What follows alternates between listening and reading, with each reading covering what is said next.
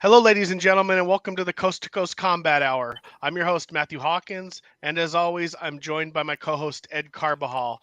We are brought to you weekly by allaccessmma.com. Check out allaccessmma.com for our video podcast, your MMA stories and news. This week, we have the pleasure of welcoming back our BJJ guru from Florida, the Rhino, Ray Robles. Ray, what's up, brother? What is happening, guys? It is an honor. It's been way too long, and it's so good to be back on with you guys, man. Thank you for having me. Thanks for coming and making time, man. I was just telling you before we started recording, the thing that made me say to Matt, I was like, well, we got to get Ray back on, was because I don't know. I don't remember if you were breaking my balls or whatever it was when you were talking about, hey, because it was just before Nate Diaz's last contracted fight with the UFC. And I was like, I was supposed to talk to, I texted one of his teammates, Jose Aguayo. And I was just like, after the fact with the ADCC trials, which was like the highlight of last weekend, if you're into martial, even MMA people were tagging ADCC and using the hashtag just because of how far that particular brand of grappling has come. I was like, we got to have Ray back on, because you're somebody that, you just told us you got done finish coaching your competition team over down there at 6 levels. What do you think about what did you think about Nate Diaz's last fight, man? I know you trained with the guy, so it was awesome. Yeah, he was just in our gym not too long ago because one of his training partners and his guy Chris Avila, who fought in the UFC, I think, a little bit, and fought Bellator and stuff. Chris fought a pro boxing fight in Tampa. And so he was in town. It was literally a last minute thing. We sent out the buzz. He's like, yo, Nate's in town. So we sent out a buzz, and probably about 100 people dropped in our gym, including Marina Shafir, who actually does more AEW wrestling now, but she was one of Ronda's training partners for a while. She came down, a batch of people are down there. We had Michael Carter Williams from the Orlando Magic. He was down there, at the seminar as well too with us. Wow. It was a good group of mix of people that came out there, and it was great to see Nate. Always a pleasure to see Nate. He's such a great dude. But this past weekend, our coaching staff, everybody, we went over to the sports pub next door from our gym, and we watched Nate's fight, and it was incredible. You know what? Honestly, one of the things that I'm sure everybody joked about. I saw it online. I was cracking a joke.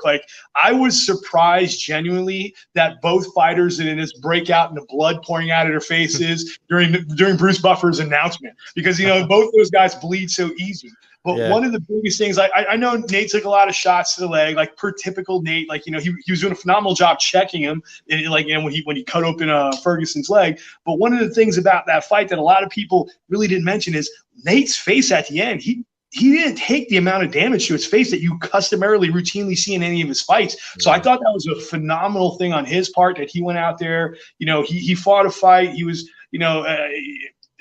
contract issues aside, with the UFC, I know it's a hot topic issue a lot of times, but I'm so happy for him. I thought he fought probably, and obviously hasn't fought in a long time, but it was the best I think I've seen him fight in a couple of years, since probably that first Conor fight, outright, that he went out there and just did his job and did a great job in the match, and phenomenal finish. And I think it was textbook Nate. There's probably no better way to go out, clicking off the crowd, and it's catching a submission, a guillotine. His favorite guillotine, by the way, he taught that technique at the seminar, and we asked him about it, and I've taught that technique for several years. He taught that technique, how he sets it up and catches it. It's one of his favorite things to do. So I have a question about that, actually, because when from what I glanced, it looked like the same guillotine that Nick Diaz did an instructional for. So does he use his fist instead of the chin strap? Does he use his fist? Yes, he makes a fist, and so I don't know if you can see my camera. Wait, I'm gonna get in my camera. So he goes this way. He uses a fist, and he pushes the fist in. The way it was great. So Ed, if you know Ed, Ed's a black belt as well too. So so he when he was teaching us setting up from a lot of times that north-south seatbelt grip position, and guys are, and you're kind of fake, bugging that darts, which you see Nate and Nick kind of like bug and pass, fake bugging that darts, and the guy extends the arm back to pull, like rather than get that separation, he pulls the arm back. Nate shoots the arm through, makes a fist, and it pushes the fist into the net. And he has that deep, and it is instantaneous. And the best part is, God, this was prior to, this was just after the first Connor fight. So you saw it happen in that one in real time. He's like, the reason why he loves that is because either the guy sinks the head down and doesn't really move if he catches like a guard position like that, that arm in guillotine style, like he caught in that position with his leg position there.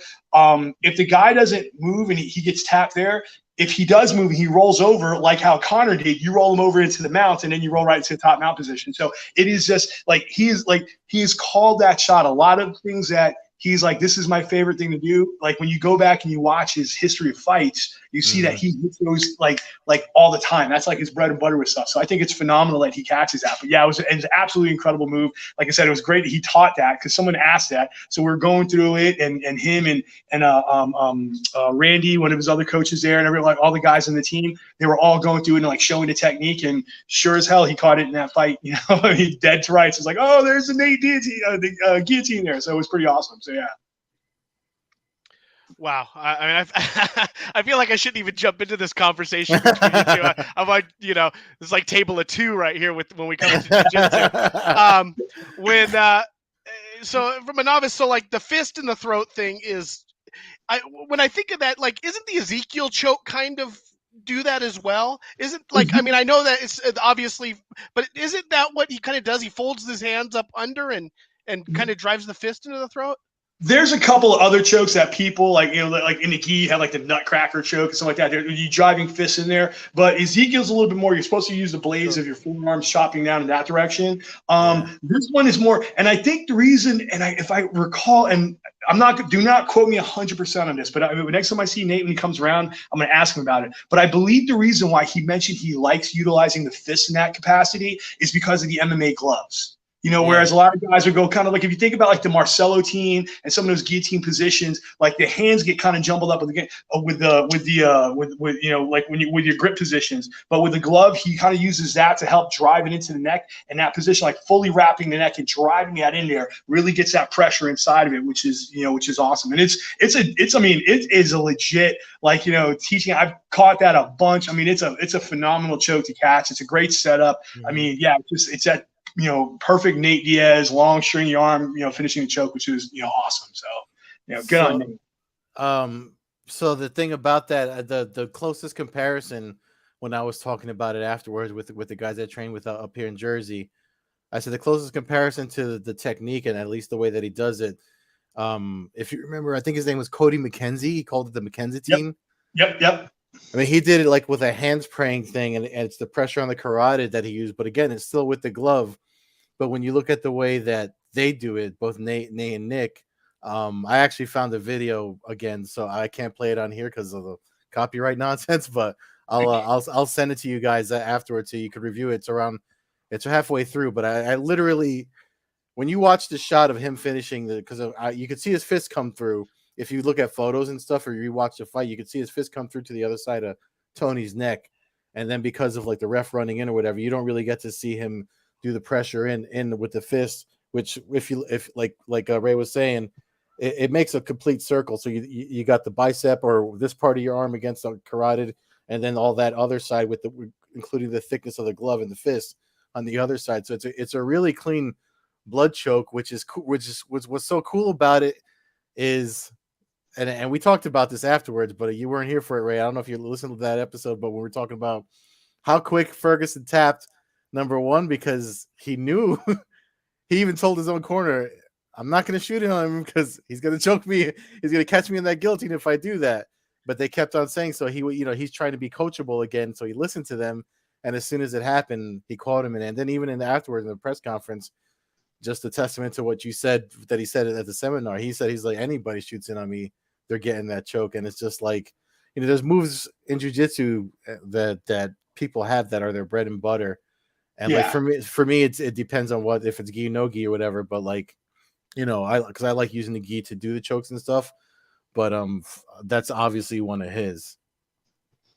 And that's a phenomenal point. Like, where a lot of people, when you kind of the old school traditional guillotine, you're utilizing about 2 to 3 inches of your wrist bone in a person's trachea and pulling up on that. This one is more, almost think about it in the concept of like a rear naked choke, shooting the arm all the way around the neck. It's like a super deep guillotine. And like Hoist teaches a version when you come over like Marcelo style, we keep the elbow up on the finish, so the person doesn't go to defense and throwing the arm over the shoulder. So it eliminates that. But when that one pushing in, it leaves, like I said, most people, to alleviate the pressure, it's like you're either getting tapped or you're rolling and getting mounted.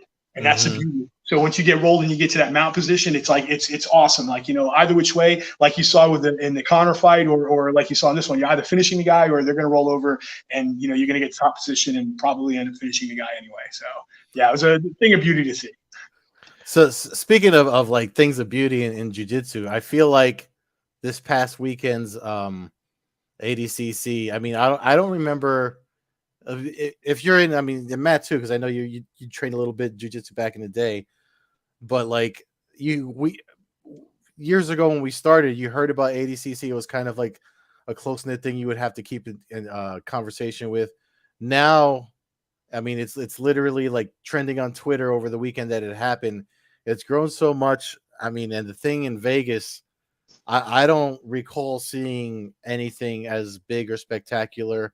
I mean, I feel like the sport of grappling, whatever your submission style of choice is, has just hit a level that's I never thought it'd get here.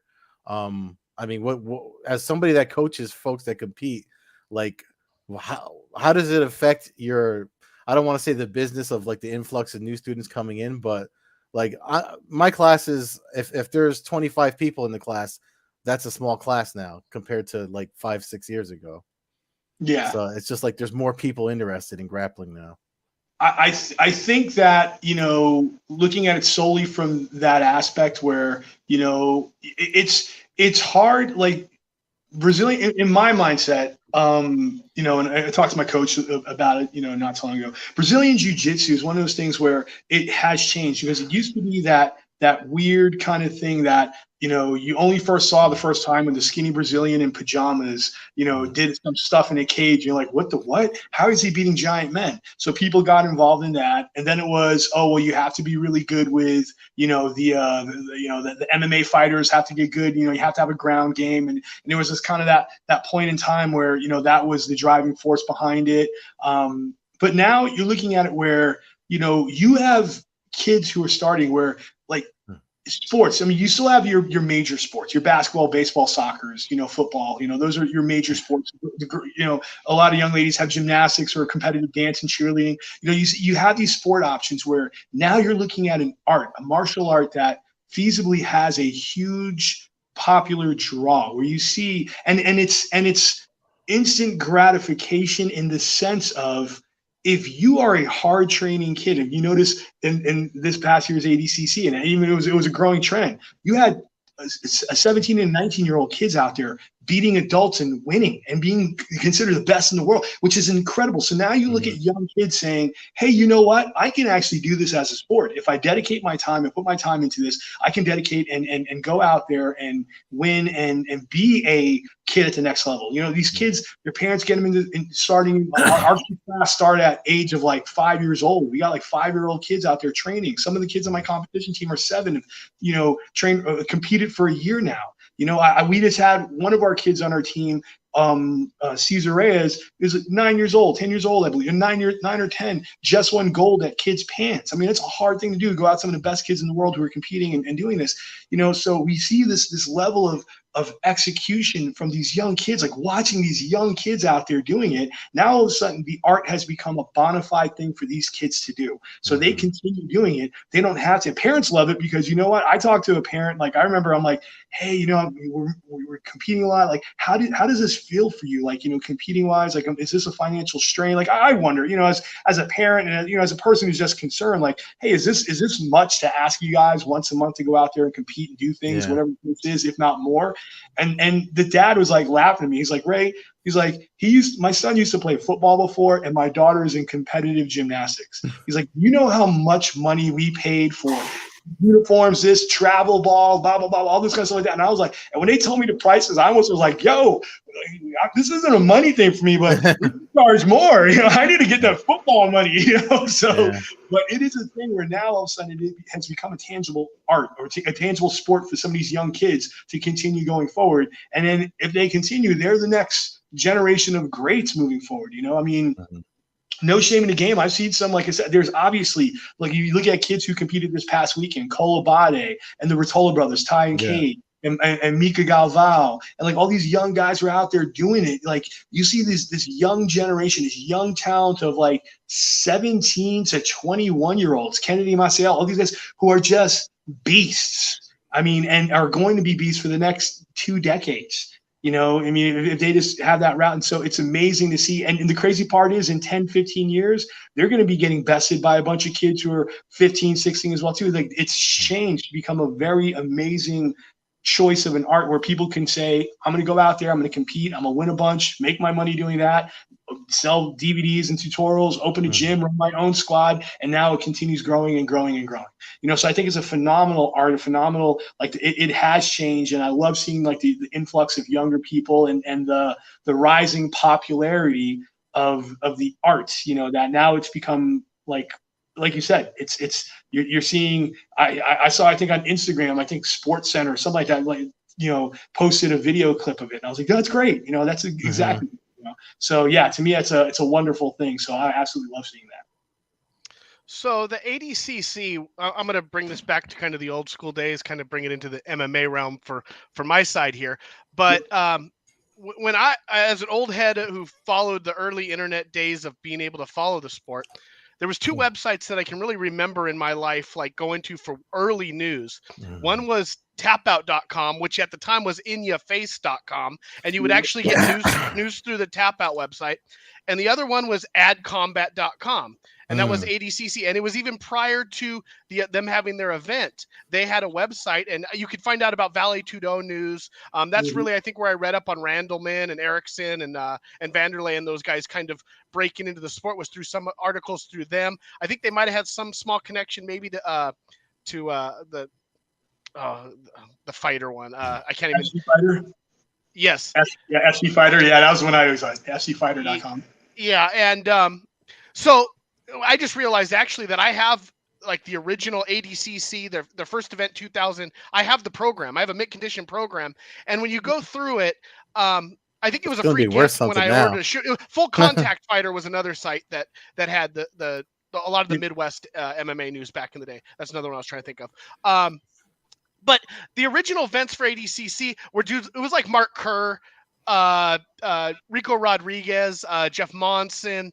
You obviously had there was the weight classes. You even had guys like Henzo Gracie, Matt Hughes, Tito Ortiz, and then the Machados, Laborio, all those guys. So, and it was big back then, but you didn't really have access to be able to see it. And it was something where like you would hear about these credentials about, Kerr winning it, the absolute and stuff like that. But you didn't have they didn't have the streams that a normal person could really get their hands on and stuff. And then grappling kind of faded away as MMA. I feel like grappling kind of stepped back a little bit as MMA kind of exploded on the scene. And then, come the EBI time and Metamoris, even though they turned out to be kind of a joke of an organization, they really kind of helped bring it back to the forefront. And then ADCC seems to have just taken it over the last couple years and then basically put on like a Pride style event this year for grappling. And, Ed talks about he's never seen anything like it. I mean, it goes back, you got the stage, it goes back to the K1 days. It goes back to the Pride. It goes back to the UFC where they had that run, where they had the ramp and stuff like that.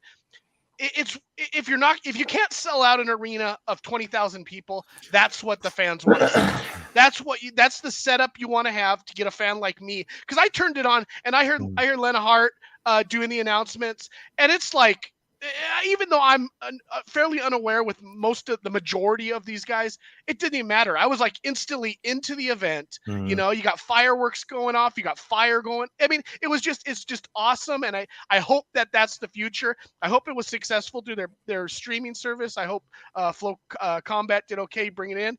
They obviously would be ideal to get on another platform, maybe Fight, something else where we can get a little bit more knowledge, or not knowledge, but exposure, exposure and access. But you know, I don't really have a question off of it. I guess my question would be, going back, you got the Kurz, you have a lot of the great MMA fighters who had their time in it. The dude now, Gordon Ryan, who I covered at EBI 8, when he won the tournament there, I believe it was middleweight tournament that night, and he was kind of just like this new dude on the scene at the time who was like really good. Since then, and I know we've talked about him a couple other times, is he, I mean, where does he start? Where's he at now on the all-time jiu-jitsu ranks? I know he's not Brazilian, so obviously there could be some bias depending on who you talk to in the sport, but where is he ranking right now? I mean, he seems unbeatable and does stuff at a level that even as a novice jiu-jitsu guy like me, just seems like it's so over the top that when I see guys like you impressed with him, it just blows my mind, because I'm going, how good is this guy? That's a great question. So yeah, I mean, quick ADCC history lesson. It started out in the Abu Dhabi Combat Club, you know, because the sheiks out there in Abu Dhabi, they wanted to see who the best fighters are. They invited like the Gracies and the Machados teaching jiu-jitsu, and they were like, oh, well, we want to see who's like the best on the planet. And that's where that whole thing started, and which has been phenomenal. Now it's grown from, I think it was Flow Grappling or Jiu-Jitsu Times, or somebody on Instagram posted a picture of the first ADCC, and it was like this small little arena with like a bunch of sheiks watching guys, and now it's turned into a massive event. And like, credit to Seth Daniels and those guys, Seth Daniels for Fight to Win, and those guys who helped really produce the show. I know there was one point where I was talking to him about getting involved in some of the production aspects of it, which unfortunately wasn't able to work out, you know, in that sense. But they did put on a great show, and they did it in a way that, like they said, I mean, they sold out the Thomas and Mack Center, which is, you know, out there in Las Vegas. And I was in Las Vegas this weekend doing another show, a music festival there. But so I was watching a lot of the fighters and the content, and it was like this driving down like the strip and seeing like, you know, like the billboards for this event, you know, it was like, wow, it was being promoted as big in certain areas as Canelo Triple G, that was also the same weekend, and the music festival and others like that. You start seeing like, and then they're also having advertisements for upcoming UFC events, and I'm like, wow, it's in the mix. It's like, you know, it's not something that's small. So the fact that they went out there and they did it was absolutely incredible. I think, like I said, with a lot of the production they put inside of it, I too would like to see, you know, that was like their biggest thing they've ever done. I definitely, you know, coming from that other part of my life, being involved in live production and event production, entertainment event production and stuff like that, for live events and concerts, I definitely know that in my mind there's a mindset. I'm like, oh, there are things I would like to see and do a little bit differently. But yeah, I mean, it's set a great blueprint for, if you're going to do a mega event that happens every 2 years, you know, this is phenomenal way to do it, you know, and I think it's absolutely incredible for it took place in Vegas, in a good fight town, you know, for that to happen there. So I would absolutely love it. Gordon Ryan's an interesting topic because he's a little bit hot button. Yeah.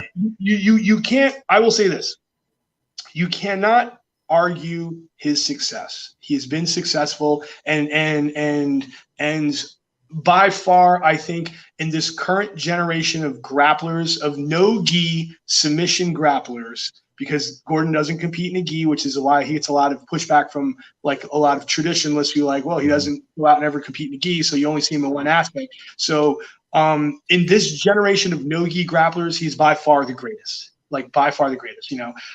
You go back 10 years, like, you know, and this is sometimes I always, it's always like, and Head will get this, it's always like white belts and blue belts that have this like, oh, definitive opinion that he's the greatest of all time. And we're like, you guys don't know Roger Gracie? You know, Roger Gracie won the ADCC a bunch, submitted everybody, and also won the IBJJF Worlds a bunch in the gi, submitted everybody. And so you start looking at it like, when you have a person who could do it in multiple avenues, and it's really hard. And to be honest, if like a lot of times when you get people competitively in jiu-jitsu, you get to a level where you have to make a choice. are you going to continue doing gi events or no gi events? Are you continuing to work in a rule set for IBJJF and maybe with points? Are you going to be involved in the no-gi submission-only style events? Are you going to be involved in the ADCC rule set events? Like, there's different rules that you have to, just like if you're like, I box, but I also train MMA. There's a different stance in how you're striking because you have to worry about takedowns and kicks. You know, it's the same thing in jiu-jitsu. There's a lot of crossover between the techniques, but there are also specifics that will bring you to levels of success that right now Gordon is killing it. Do I think he's the greatest of all time? You know, I'm pushing back on that because, again, the more you look at it, there's always, you know, it's hard to say right now. And it's hard to tell me that a 17-year-old Mika Galvao who made it to the finals of loss, or a 19-year-old Cade Rutolo or his brother Ty Rutolo, who are tapping out legit beast multi-time champion black belts and winning in the IBJJFs and the gi, and then doing this stuff and winning gold in ADCC. It's hard to tell me in 10 years that those guys won't go on a run that'll make you be like Gordon who? You know, and it's hard to say that, you know, one person definitively is the greatest of all time. I would have loved to seen prime Hodger versus you know, Gordon Ryan. I would love to have seen a prime, you know, Jacare or you know, Rodolfo Vieira. You know, certain guys had certain styles of games. I would have loved to have seen how he would have dealt with the pressure of a guy like Ricardo Arona or a Mark Purr or something like that. You know, there's a lot of big beastly grapplers in those days that would have, I think, given him fits in certain levels. You know. Yeah, no, that's fair, especially the gi thing. But it's fair to say he's easily one of the top 10 grapplers of all time. Yeah. I mean, we put in him a tournament where the ultimate of grappling tournaments, and he's one of the top seeds there. And he might end up on top too. Listen, he really might be at this point. He might be like, he's clicking on all cylinders. Like I said, I got to respect the technique. He's done a lot of phenomenal stuff. I mean, there was a lot of good things he did in his grappling. He was patient. He was meticulous. You know, I mean, he was like, and I don't like to nitpick because anybody can play Monday morning quarterback, certain things and stuff like that, technique wise. But I think against the caliber of opponents he was facing, he did phenomenal. And I think he absolutely, like, he arguably is one of the greatest that we've seen. Like, you've not seen a person on such a dominant run against dominant people that he's been on as he is right now, which is phenomenal, which I think is absolutely incredible. So I give credit in that sense.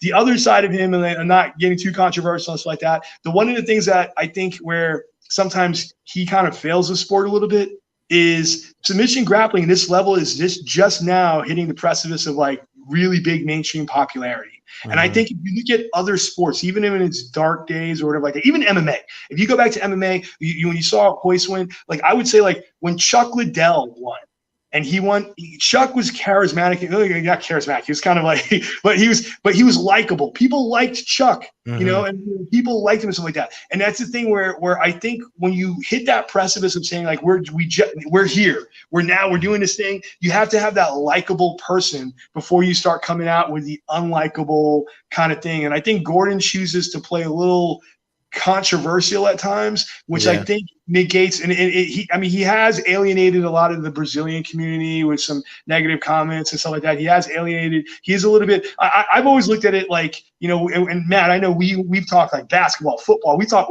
all kinds of sports between us three. Like, you know, we've always talked about it. We've always talked about like the greatest of all time. And one of the things I've always noticed about any of the considered greatest of all times, they never had to walk around and say that they're the greatest of all time. Everybody just knew, yo, this guy's the greatest of all time. And because of that, that's the way I've always felt about like that. And when you see like Gordon online kind of like going back and forth with fans and like I hate using the phrase like kind of trying to like be the Conor McGregor almost in a sense of jiu-jitsu, it's almost like, man, too soon. Like come out as the nice guy, the likable, like the ambassador for the sport that now you're breaking into the mainstream. And then maybe in, you know, a few years when more people are like, wow, we want to see every event look like that ADCC did. Then you could be the controversial figure out, you know, like, you know, be the Conor and walk with the strut and be like, I am the king, you know. I mean, you know, so that's kind of two sides of a coin. But like I said, much respect to his success. You can't discount it. You can't look at him and be like, oh, whatever. He tapped out Galvao. You haven't seen that. You know, there's a lot of phenomenal things that young guy's done, and, you know, all the best, you know. But, you know, yeah. Yeah, I mean, I have a question written down here. I mean, Gordon Ryan was one of them. So Matt already asked you, so I won't spend any more time on that. But one of the things Let me cross that off so I don't bring it back up. But just as somebody that's kind of like I mean, because I think you got your black belt a couple years before I did. So I kind of put you in the same category as my initial. Well, I mean, you coach a competition team and stuff like that, but like my initial draw into martial arts in general, because I did striking arts, and then I got into jiu-jitsu like in my late 20s. It was always at the end of the day, because yes, you can compete and do all these other things, but when you get to the age that I'm at now, it's strictly for self-defense in case I need to protect myself, my family, people I care about. Do you think I mean, because you hear guys like Hickson talk about it and stuff too, like the sport jiu-jitsu is kind of like fading out the self-defense aspect. I know those guys like the Valenti brothers and stuff like that still try to focus on self-defense, and guys like Hickson and his son, and we have a Crone Gracie guy that just joined my gym, and having these conversations with him, it kind of made me want to ask you this tonight. Like, do you think, do you see that happening when you get questions from students in your school? Like, hey, how do I do the fucking honey hole and all this stuff? And it's like, dude, like, you gotta worry about just handling yourself in general first before you start doing fancy shit. Dude, everything starts with the basics. Everything starts with the basics and stuff like that. Like, it's funny. I had a kid in the teens class, like started like 3 weeks ago. He's like, "Coach, are you going to teach us the buggy choke?" I'm like, "Say off Instagram, bro. Say off YouTube." That's not me, a YouTube jiu-jitsu guy, But yeah, at the end of the day, like I actually, it's funny. I was literally just talking about this with guys at my gym last night.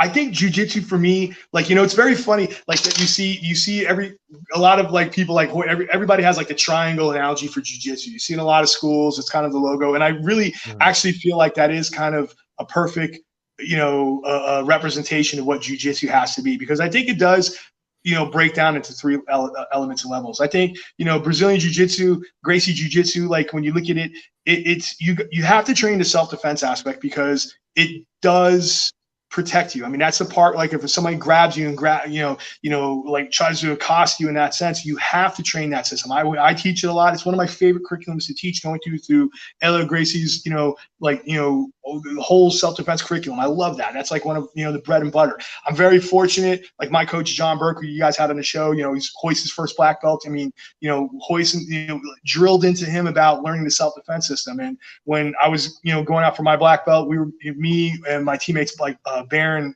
Pitts and Ryan Keenan, were going out to get our black belts in 2014. Like for 6 months, we were like drilling that curriculum backwards and forwards. Like it's burned into my brain, like how that curriculum works. I love teaching it, and I see the practicality of it. Now, there's certain elements of the way attacks happen now that are different, but there are certain basic elements. People still grab headlocks. People still realize that a person hits harder, so they're going to try to tackle you. So like a lot of that, the self-defense system works. That said, like that's one aspect of jiu-jitsu. The second aspect I do believe is the competitive sense of jiu-jitsu. Like, when you get people at the gym, like you can't have everybody train, come to the gym, and all we're going to do is get in basically fake fights all day, and you're going to like defend yourself from that kind of stuff like that. Great. And my personal take is, if I'm only focusing on the self-defense system, then why am I teaching you how to pass a guard? Because who the hell is pulling guard in the street that you can't just pick them up and give them the old rampage Arona, or grab a brick and beat their head into opening their guards open? Yeah. Like who's doing that? So if I'm teaching you how to defend these submissions, like arm bars and person pulls guard and doing stuff like that, if I'm doing that, that comes to a certain element of competitive nature of jiu-jitsu. So then you have to be aware of that as well too, and say, okay, cool, this is something we're having fun. We're grappling, we're training. Maybe I want to compete as a hobbyist, or maybe make it an endeavor of my life. I want to go out there and do that. This is a thing. So we have to feed into that element as well too, because that's a whole different mindset than, the self-defense system. Again, there's, like we mentioned earlier, there are, arcing elements that will do both, but that's there. The third aspect for me, I believe, is and in self-defense, I also include like, weapon retention, like training, like law enforcement officials or you know, or armed forces or, you know, anything like that. I think that there's a whole element of that aspect that's involved in self-defense as well. You have sport, which is like competitive jiu-jitsu and a gi, where no striking is involved. And then you have the other element, which is MMA grappling, which is a very different concept. I mean, we've seen jiu-jitsu world champions. You hear, oh, the guy's a jiu-jitsu world champion, and try to go out there and play that game like they would in a tournament and catch like 7 shots to the face because they're not understanding the punching aspect of it. You know, they're a skilled striker throwing punches. So you have to make sure you're defending yourself in that aspect. So I believe that when you look at MMA jiu-jitsu, you look at like self-defense, you know, combative jiu-jitsu, and you look at competitive jiu-jitsu, you have 3 elements that are there to train. And the big key is like you got to learn them all. You got to learn them all. But if you're in your gym, you're training, you're having fun, you're competing against your buddies there, or you're saying, hey, I want to go out and do a tournament, you know, then you got to be able to, you know, understand what you're doing in that aspect. You know, you got to learn how to train yourself and defend yourself. And if you are, you know, doing MMA or even involved with people throwing strikes, which kind of falls under that self-defense umbrella a little bit too, you got to understand how to deal with that and how you're setting yourself up and protecting yourself in that aspect as well too. So I think it's critical, mission critical for your jiu-jitsu success to do all 3. You know, that's the way I look at it. So, I mean, and I know that there's other people might disagree with that, but I firmly feel that you have to have all 3 elements to be successful. You know? Yeah, I agree 100%. The other thing I wanted to mention really quick was just because you were talking about like Gordon Ryan and the bad boy. I feel like the guy that's the polar opposite of him, the guy that I like to watch as far as competitive grappling, he's signed with one. He's actually competing at the end of this month. One championship is the young fella. Mikey Musumeci. Yeah. He's like, to me, like I'd rather he become as popular. I mean, I'm sure it's going to happen because he'll prove it in the cage that he's just as good and entertaining to watch compete, but he's also a very good ambassador for the martial art. A very nice, humble, nerdy kind of guy. By the way, like, not to completely pivot off, I love ONE FC. To me personally, ONE FC is by far, hands down, the best MMA organization in my opinion. I love that they do the kickboxing stuff. I love the kickboxing. I love they do Muay Thai fights. I love that they do have great MMA fights. That Demetrius Johnson fight the other day was phenomenal, and I love that they do the grappling inside there. So that is, you know, ONE FC is definitely like the right. You know, I know Nate said, you know, that he was looking to do kind of something similar along those lines to kind of mix it up and get an adventure that way. And I really hope he does, because I hope so too. Oh, that's going to be incredible to see those mixed venue, mixed joint things. Kind of like old Pride used to do that too, in the original. But, because we know he likes boxing. Like he's got the great boxing coach at his gym. He said it was going to be, because I got the press release for it when they announced it, the Real Fight Incorporated. I mean, they said the focus was going to be jiu-jitsu, boxing, and MMA, and I think kickboxing was in there too. So it sounds like the one championship mix, and ONE FC. We call it ONE FC because that's what they're called when they first came out, and they switched to one championship for folks, so they don't know we're talking about the same thing. But I mean, all 3 of us. I mean, Matt and I mean, we're you know, fight junkies too. So if you're bringing us all the fights in one place, you know, that's where we'll be at, right? Hear me out on this for Nate Diaz, and it's based off some news we also learned yesterday. I'm not saying a long-term contract, but we know that Scott Coker and the Diaz, especially Nick, have a great relationship. Mm-hmm. Yeah. We learned yesterday that Eddie Alvarez is out of his contract in one-off fight, San Jose, Shark Tank, Diaz against the Underground King Eddie Alvarez. Tell me Bellator doesn't sell out that arena and could put that on pay-per-view. I mean, that to me is like the fight that you, and Bellator 300 is not that far around the corner. Maybe they do a couple things and you do Bellator 300 Diaz versus Alvarez. I mean, that sounds like in San Jose. I've been to that arena for other semi-local fighters, and they just pop off like crazy. Diaz would have that place exploding. But let me ask you a question: Is Eddie still at 55? Because Nate's not going down there. I mean, let's do it at 165.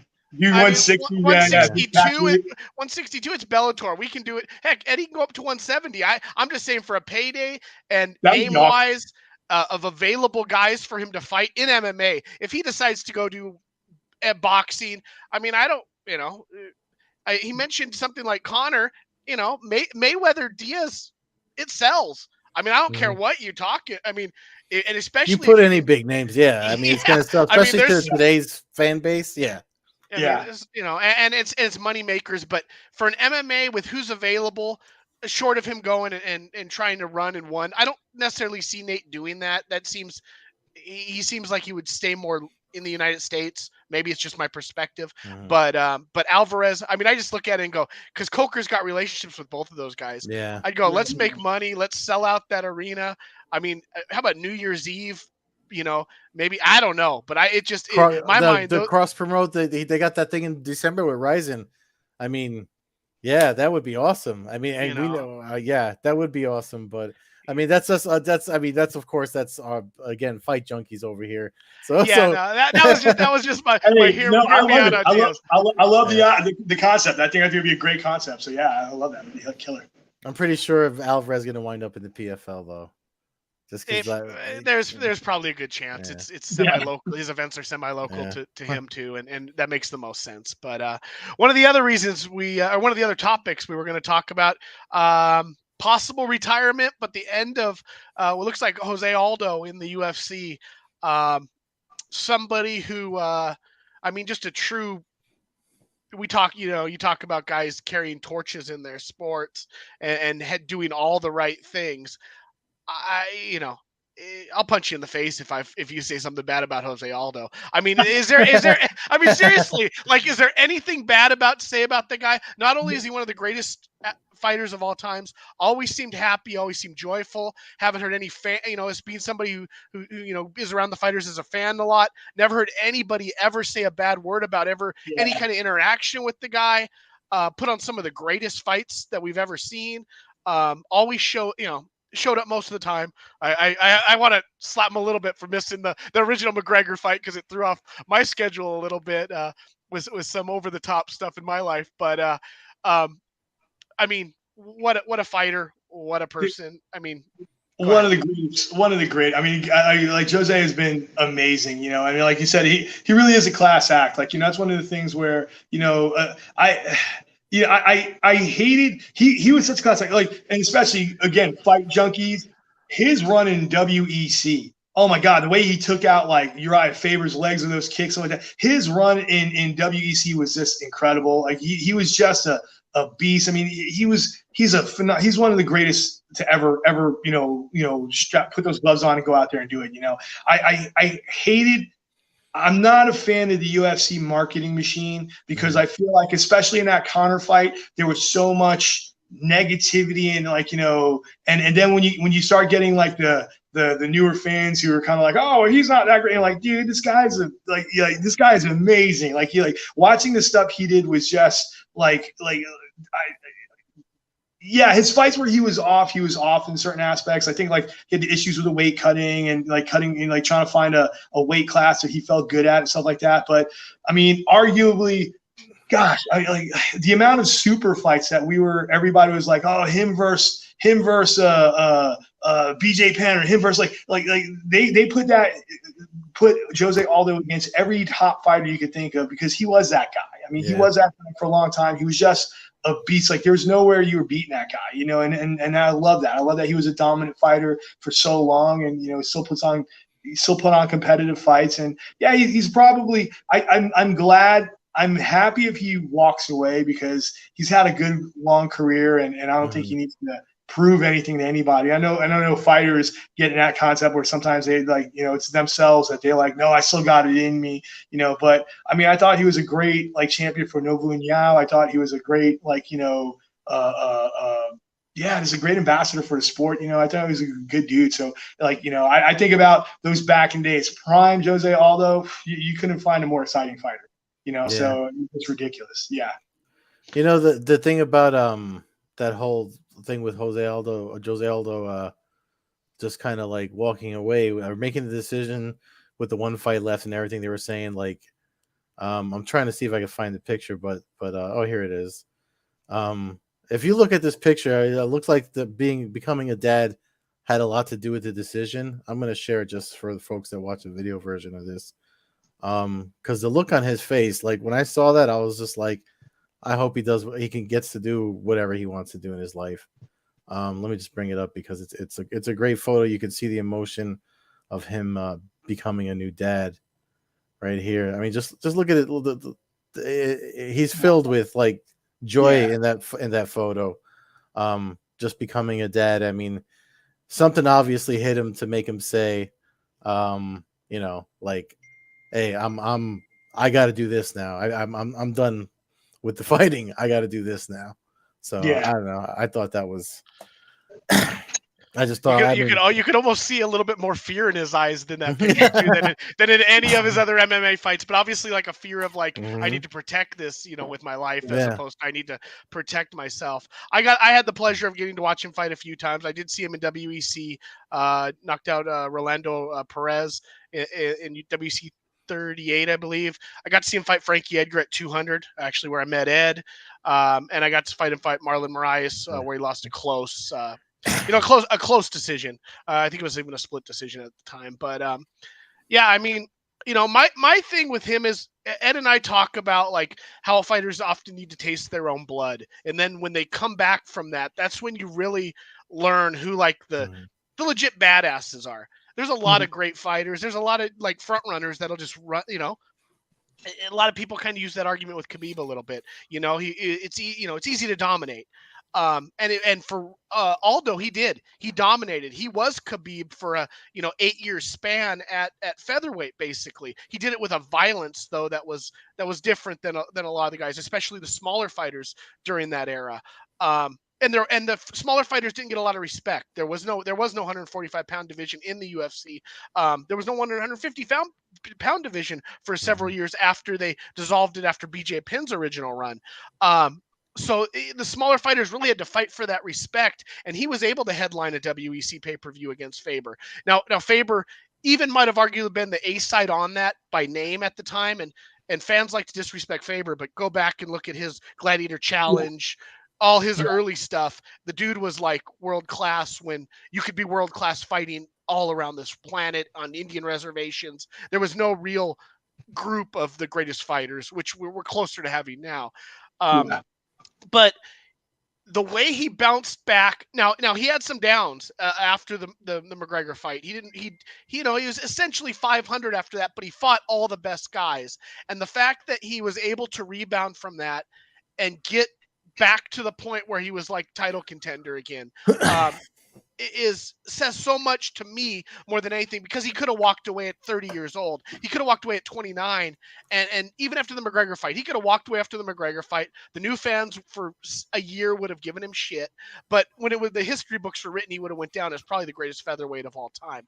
He came back, put that on the line, dropped down weight, and fought a who's who. Even fights he really probably shouldn't have had. Maybe shouldn't have fought Peter Yan, especially, at the time, but he always challenged himself, and he came out 50-50 towards the end. And that's to me, that's what I'll remember him, is like, dude, you took like one of the hardest losses at like the most explosive UFC event almost ever at all time. I mean, the most eyes on the sport ever, and you took one of the worst losses really in the sport, and you bounced back, and you were still a champion. And to me, that's what all this is all about. Like it wins, losses, the way he was able to rebound and end his career, assuming it's over. And if it's not, it's going to be something big for him. He's not going to go do something stupid. I mean, if Triller wants to pay him $20 million to get into a ring, go take the Brinks truck, But I mean, as far as an MMA fighter,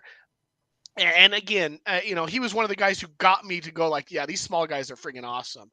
It took me a while with the 125s. I was always like the 135, 145. TJ Dillashaw's another one. I know once he's kind of started going after his little Barrow run, he really got me going with the featherweights again. But I mean, all those on, I don't want to say the Mount Rushmore because that's 4 guys, but if Mount Rushmore was 8 guys, Jose Aldo's on that mountain. The greatest thing about him, even toward the end of that little run in the UFC here, is the fact that he was never anybody's easy fight. There were times when you were starting to watch other fighters and that they were completely on the downside of their career. And you're like, oh God, so-and-so's fighting again. Jesus, this is all right. We're not gonna we're not going to allow this to be a thing and stuff like that. We're not going to get our hopes up, fanboy for a guy that we loved before. Like when Chuck Liddell was fighting toward the end, or when you like again BJ Penn, you see these guys, you're like, oh, why are they still fighting? Jose Aldo, even toward the end, you're like, yo, don't sleep on him. He might win this fight. He might be the guy. Like he was always dangerous. Like he never. That's one of the things. Even after losing to Conor, no one ever thought he was less dangerous, and I think that's the best thing about him. I think it's like, when you look at that, you're like, yeah, this guy's definitively a problem. He's a menace for people out there. So I'm hoping like, fatherhood and parenthood brings a different perspective to certain things. So I'm hoping that maybe he slows it down. But, I also, if he wants to get out there and beat up a Paul brother or something like that, I'm good with it. So yeah. But I mean, this is talking about Jose Aldo is a perfect example of the guards changing in sports, especially when sports are relatively sort of new. When I'm saying sort of new, I'm talking about like 20, 30 years old. Goes back to like when we were talking about Gordon Ryan, how great he is now. When I started, the way people are talking about Gordon Ryan, Gary Tonin, all these guys. When I started jiu-jitsu, that's how they were talking about Marcelo Garcia and Jacare Souza before he started MMA. You know what I mean? Like, there's always going to be a guy. So, like it just changes. It's yeah. And actually, you brought up a great name right there because, like, Gary Tonin. Gary Tonin, when he was the king of jiu-jitsu. He was like Gordon's teacher, and he was there, and he was the guy at DDS. I mean, when that DDS squad was running, now they're like Team New Wave or whatever it is, and there's a split with the B team. But when it was Gary Tonin, he was the dude who was winning everything. And now you see him go on a bad run in jiu-jitsu. Like he got put out by when the Russell brothers has beat him in one FC, and he got knocked out in one championship. Yeah. Yeah, that FC championship thing. And he went out. Yeah, that's when you're talking about self-defense. At Tanley just like one leg lock defense. He just swung away. He lost first round of the against the Irish cat over here in ADCC this year. I mean, Sam Neal, whatever, like McNeil, whatever his name was. Like you look at guys like that. It's like whoever you think is the GOAT. Next thing you know, got cooked. So there's always a person who's going to do that. There's always a changing of the guard, like you said. We see it in MMA quite a bit. I think it's more in MMA than like in jiu-jitsu. It's more sadder because like that usually means a guy that you like, just love. Like I went on a rabbit hole a couple of weeks ago watching old Mike Tyson boxing matches. Oh my God! Like, in those first 20, 25 matches, like I mean, it was just a thing of beauty. It was surgical. And then when you start keeping the ones at the end, you're like, oh God, it's just like how did you lose to that guy? So it's really that's a fun rabbit hole to go down though, because like I remember with my ex, like she was a couple of years younger than me, so it didn't follow about combat sports at all until she met me. She's like, why is Mike Tyson such a big deal? And I just looked at her, I was like, what do you mean? Because she had never seen anything, and I just showed her highlights. I was like, to this day, like I don't see knockouts in boxing, especially where people are sent to another like realm of like Mike Tyson when he was in his prime putting people away, he literally sent people into other like dimensions when he knocked them out, and they woke up and wondered what happened to them. I don't see that anymore. You don't see that in boxing now anyway. Yeah, he'd hit him with like the full force of his body. I mean, you've got good punchers like Wilder and some of these. Some of these guys can put people down hard, but it's like it's like Tyson used to rev up and just rip people's heads off. But anything once you get to the Bruce Seldon, the Buster Mathis Juniors, the Peter McNeelys. That you might as well turn off. That's BJ Penn versus Yeah, I mean after that kind of shit. Yeah, after the Holyfield fight, from Holyfield, after that, you're like, oh God, it becomes hard to watch. I mean, he's got those wins, but you're like, and then his rise is something, man. I mean, when you look at those finishes, I mean, to talk about that rabbit, like I said, it's a fun rabbit hole because I still to this day, I'll if I'm bored, I'm like, let me look at some Mike Tyson finish. If I see his name trending, I'll go back and look at some of his finishes, and I'm just like, man, in his prime, that dude was just something. Like, it's too bad that there's no one else like that.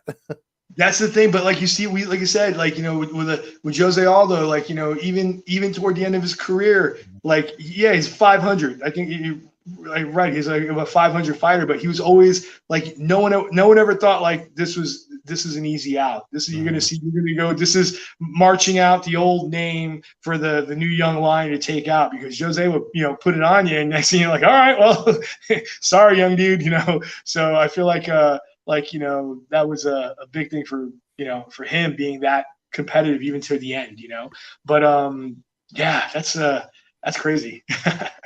It is crazy, but I mean, I don't have any other questions. I mean, we're about to hit like the hour mark, so and Ray, man, it's always good to talk to you. So good. We gotta definitely make this more frequent, especially when grappling heavy things happen like the ADCC. Absolutely. 2 years. Next year they're going into the trials again, and then they'll go out there. But there's always good jiu-jitsu. I still actively compete. My old ass is out there in Masters 4 now, doing a Master 4. That's a 45 through 50-year-old group for everybody. Wow.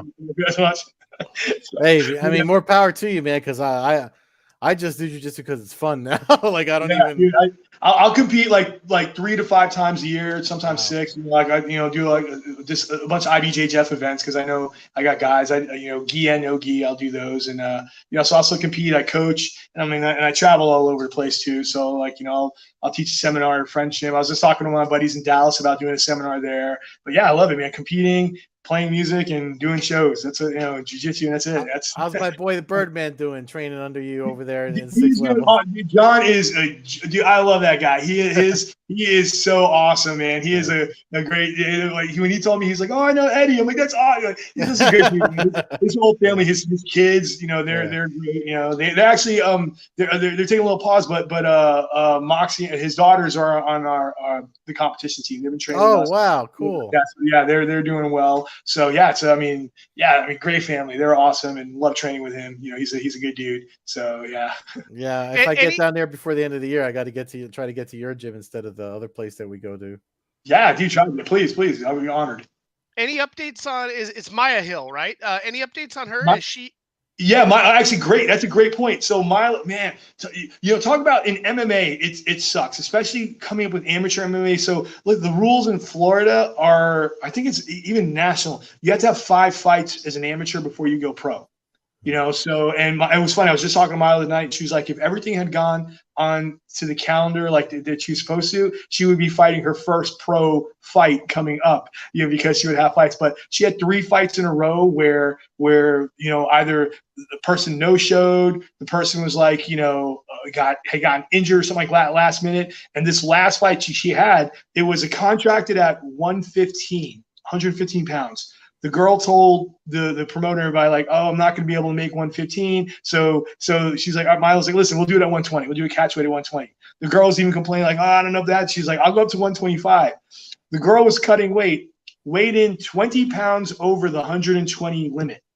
And she said, I cut weight to make it to here. And the doctor said, I can't. I had to go to the hospital and yada, yada. So they're like, yo, you had to be at least 160 pounds. The girl was 5'3", by the way, too. Her opponent was 5'3". And I'm like, 5'3", walking around. What the hell are you doing? So poor Mila, she got bumped out of that fight. It was kind of disappointing. But she just signed on. Mila's doing a fight coming up October 8th. This one's going to be a no-brainer because Mila, who is fighting at 115, said the weight is at 130 pounds. And she's taking a 130-pound fight with another girl who's kind of a similar thing for this other girl who's a little bit taller. And she was like, she couldn't find fights. So we found the fight for her. So October 8th, I'll post it. I think it's a YLLC or something like that. It's in Tampa. So she's going to be out there fighting her next her fight out there. So, she's been training for that one, getting ready for that. She's happy, anxious, and looking forward. But yeah, she's a beast, man. Mila Hill, check out. I talked to you guys about trying to get her on the show. She has a great family. Her family history, for everybody that she comes from an NBA Hall of Famer and a phenomenal mom. So she's just an athlete. She's a beast, and she's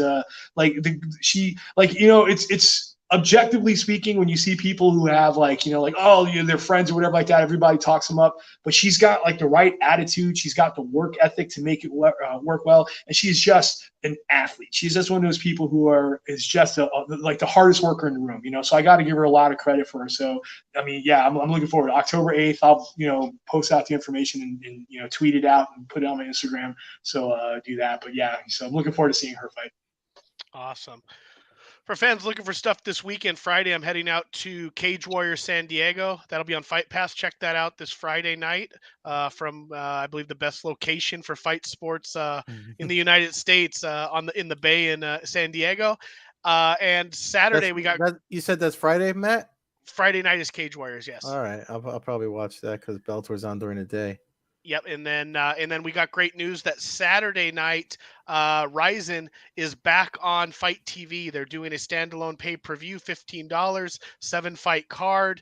Doesn't look like any intermissions. Kyoji Horiguchi main event.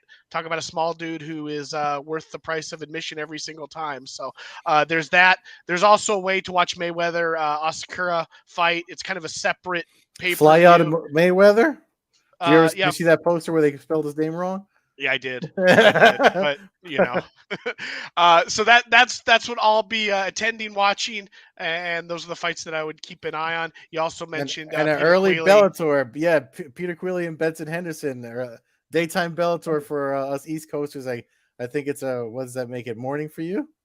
I think the main card starts like 10 a.m. or something like that. Yeah. So I'll probably be at work until Cage Warriors, but I guess that kind of wraps us up. Fans can check out the show at Combat Hour on Twitter, Coast to Coast Combat Hour on Instagram. Follow me, Matthew Hawkins, at MMA Hawk 21 on Twitter and Instagram.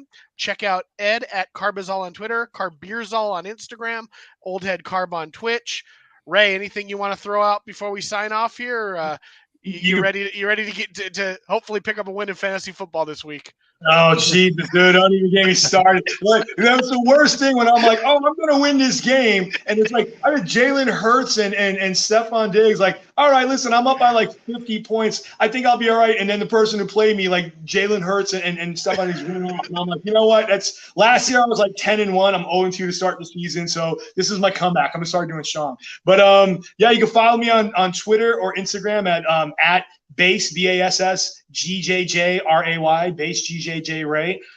Check me out there. 6 Levels is the gym. You can follow them on Instagram and Twitter as well too. And then yeah, I got some upcoming tournaments with the comp team. I don't know if I'll get another tournament in the rest of the year because of work. I got a bunch of tours going out, so I'll be up in the I think the Philadelphia area again. I spend a lot of time up there, so I got to try to get to New York City. Actually, I'll be up in New York City before the end of the year. I got to catch a Knicks game, so I got to get up there and do that. But to holler at your boy. Hell yeah. So awesome. But that's pretty much about it, man. Follow my adventures of music and jiu-jitsu, and that's it. Awesome, guys. Thanks for having me. I really appreciate being back on the show. No, great chat. Thanks for your time. Have a good night, everyone. Take it easy.